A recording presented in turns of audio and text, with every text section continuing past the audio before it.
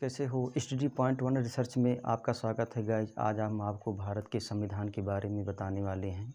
संविधान है क्या? संविधान सा माने समान, विध माने एक ऐसा नियम कानून जो सब पर समान रूप से लागू हो, उसे संविधान कहते हैं। किसी देश को चलाने के लिए जो व्यवस्था की गई है उसे संविधान बोलते हैं। आइए हम आपको संविधान के बारे में बताते हैं। भारतीय संविधान, जिसे इंग्लिश में कॉन्स्टिट्यूशन ऑफ इंडिया बोलते हैं। भारतीय संविधान कॉन्स्टिट्यूशन ऑफ इंडिया। इसमें टोटल पार्ट्स की बात करें, इसमें टोटल 22 पार्ट्स है और इसमें 395 अनुच्छेद, जिसे इंग्लिश में आर्टिकल बोलते हैं। इसमें टोटल 12 शेड्यूल, 12 अनुसूची हैं, जिसमें 22 भागों में जो पहला भाग है लेसन है। पहला भाग है संघ और राज्य क्षेत्र। The union is territory. संघ और राज्य क्षेत्र। The union is territory. Bharat अर्थात राज्यों का एक संघ है। भारत एक छोटे छोटे राज्यों से मिलाकर एक संघ है, यूनियन है, जिसे इंग्लिश में यूनियन कहते हैं। हम भारत के छोटे छोटे राज्य मिलाकर एक यूनियन का निर्माण किए हैं और बाकी और देशों में वहाँ कन्फेडरल है, जिसे इंग्लिश में परिसंघ बोलते हैं। आइए हम आपको बताते हैं परिसंघ होता क्या है। परिसंघ एक छोटे छोटे राज्य मिलके अपनी थोड़ी थोड़ी शक्ति केंद्र को दे देते हैं तथा आपस में समझौते से उस देश को चलाते हैं। इसे परिसंघ कहते हैं। ये आसानी से अलग किया जा सकता है। उसी का एक सुधरा हुआ रूप जिसे फेडरल बोलते हैं। फेडरल को भी संघ बोलते हैं हिंदी में, और यूनियन को भी संघ बोलते हैं। ये फेडरल है क्या? फेडरल में छोटे छोटे राज्य मिलके अपनी शक्ति जो है किसी देश को दे देते हैं और उस देश से समझौता करके एक रहते हैं। ये आसानी से अलग हो सकते हैं। इनका जैसे संघ में, फेडरल में इनका हर देश समझौता करके आपस में जुटे होते हैं। जैसे अमेरिका है, अमेरिका में लगभग 50 राज्य हैं, उसमें हर देश का झंडा, हर जगह का संविधान अलग अलग है। और यूनियन माने संघ, जो अपने भारत में लागू है यूनियन है। यूनियन है संघ है। इसमें छोटे छोटे राज्य मिलकर एक संघ का निर्माण करते हैं, जिससे हम आप लोग जिस भारत में रहते हैं, यहाँ ये संघ नहीं, यहाँ यूनियन का प्रयोग होता है। यूनियन माने भी संघ होता है, जिसमें भारत अर्थात इंडिया राज्यों का एक यूनियन है। और इसमें अनुच्छेद आर्टिकल 1 में एक ऑप्शन ए भी है, जैसे भारत में कितने राज्य हैं उनका उल्लेख कहाँ किया गया है। तो आर्टिकल 1 में जो पहली अनुसूची है उसमें 28 राज्यों का उल्लेख किया गया है। इसमें तीन प्रकार के क्षेत्र हैं।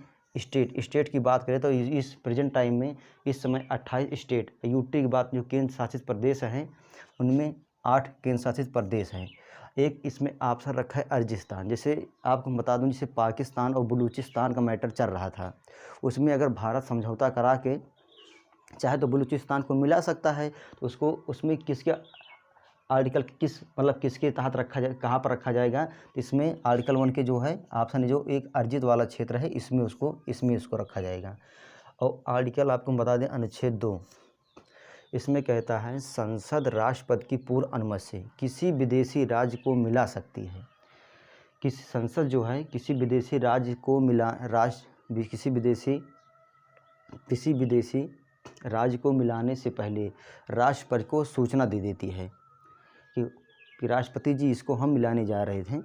तो आपको हम एग्जाम्पल के तौर से बता दें है, तो इसमें हम आप ऑप्शन एक बताते हैं, एक एग्जाम्पल।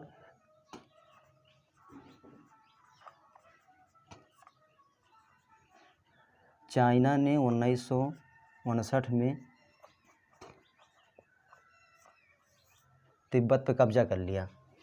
ये है तिब्बत पर चाइना ने 1959 में तिब्बत पर कब्जा कर लिया। तो यहाँ देखा एक छोटा से ये राज्य है सिक्किम। ये सिक्किम है। ये सिक्किम में जिन्होंने देखा कि चाइना ने इतनी बड़ी तिब्बत पर अगर कब्जा कर लिया तो हम तो वो छोटी है, हमारी वो है, हमरो भी कर ले रहा। तो इसने फिर एक दिमाग लगाया, इसने भारत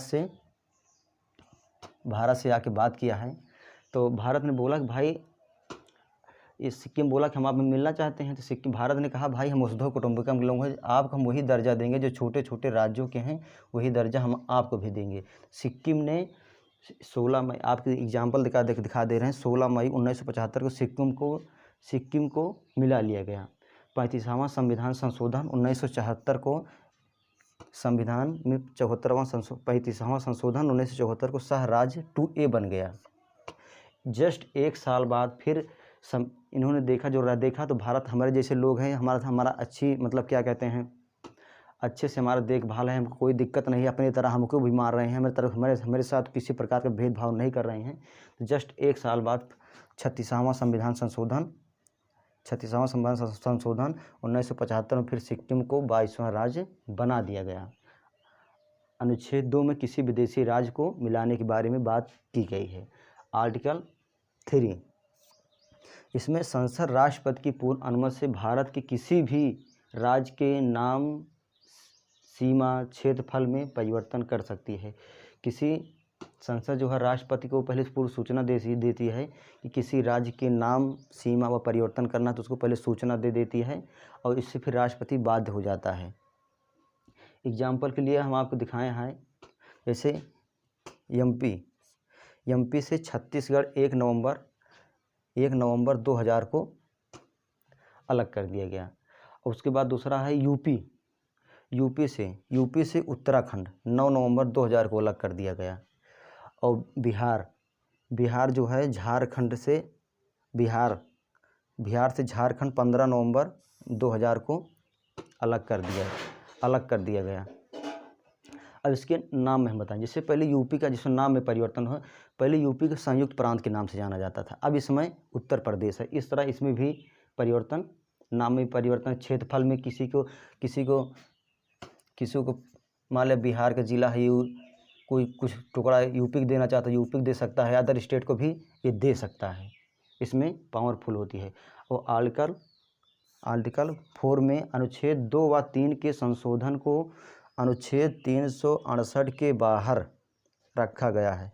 मतलब कहने का तात्पर्य है, आर्टिकल 2 किसी विदेशी राज्य को मिलाने और तथा संसद राष्ट्रपति की किसी नाम, आर्टिकल 3 में संसद किसी राज्य के नाम, सीमा और क्षेत्रफल में परिवर्तन जो करेगी वो संविधान आर्टिकल 368 के बाहर रखा गया है। इसे जो आर्टिकल 2, 3 है, इसे संसद जो है साधारण बहुमत 50% बहुमत से 50% से संसद पारित कर सकती है। और राष्ट्रपति इसमें क्या होता है, राष्ट्रपति इसमें बाध्य होगा है। और जो देखो किसी की अगर, जैसे आपको बता दें किसी विदेशी राज्य को मिला, अगर किसी विदेशी राज्य को मिला लिया गया है, तो जैसे एक आप यहाँ देख रहे हैं, एक क्षेत्र है 28 जो पहले अनुसूची में है, 28 स्टेट हैं, अगर किसी राज्य को अगर मिला लिया गया तो वहाँ एक राज्य जैसे बढ़ जाता है, तो जो अनुसूची में 28 राज्य हैं ये भी प्रभावित होगा। इसमें 28 से फिर 29, ये भी, इसमें भी चेंजिंग करना पड़ेगा। और उसके बाद जो अगर राज्य बढ़ेंगे तो उसमें फिर संसद की जो व्यवस्था है वो भी जो अनुसूची 4 है ये भी प्रभावित होगी। तो गाइस आज की वीडियो कैसी लगी, लाइक करें, शेयर करें तथा सब्सक्राइब करें तथा इस भाई के चैनल को सपोर्ट करें। मिलते हैं अगले वीडियो में नेक्स्ट। Thank you.